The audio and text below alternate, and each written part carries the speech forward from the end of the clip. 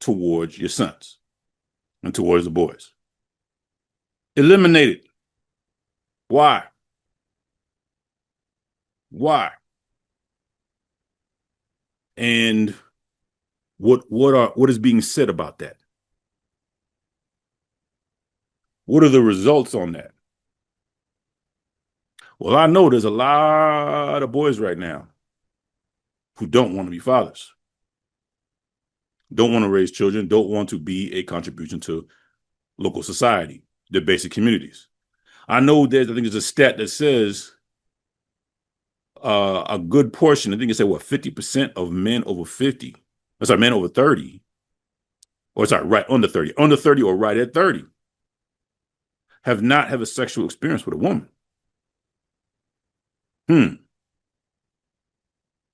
Wonder why. There is a good amount. I think they have the highest degree. I can't remember the participation. We're gonna go check it out right now. We're gonna poof it. Let's move. You with me? Let's poof it. What did I say there? Okay. Over half, 57% of Black LGBT adults are underage 35 in 2024. Over half. 35. Okay. What does that tell you? A distinct group. It's this next group coming up. Where does it over here? There are more than 1 million African American LGBT adults in the U.S. Overall, 70% of Black consented responded identify with a sexual orientation that is not heterosexual. Talk to me. What are we saying right now? And I mean, what can we say?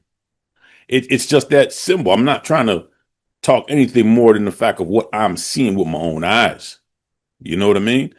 And just not that part too. You got to remember, when you don't have a semblance of male, I don't know if you want to call it testosterone feel, affirmative or affirm or authoritative kind of demeanor being shown to you, of course, you get timid.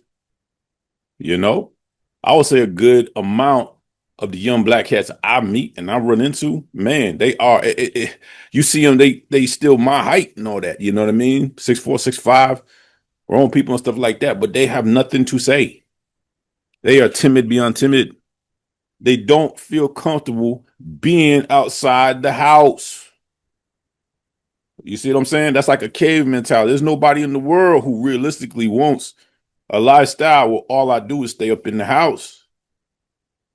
That makes you too comfortable. It's a weird kind of, I'm almost gonna say reverse psychology. A woman in the house sitting there telling you we want to stay in the house, but he got a man that's always going. She has no choice. And I would say almost a automatic biological impulse to want and need and attract and want to stay right close to a man that's out there. A man that stay at the house. Man, we good. I knew a sister one time that actually knew Anthony Hardaway, and he was on his way up. It wasn't just like him. He was like one of the number top players in the nation. Everybody knew he was going to do it, but all he wanted to do was sit at the house and or go play ball. One or two. I'm going to the house. I'm going to play ball. Nothing else. She said I knew he was going somewhere with it, but I couldn't stay with him.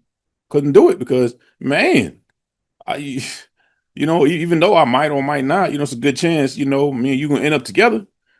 I'm not trying to do all that. You know what I mean?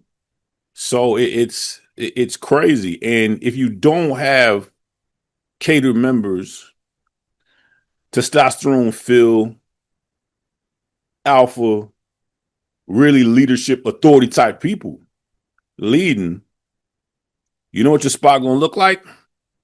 Look at Africa Town, how it is now. They had to turn it into a preserve because ain't nobody want to live there.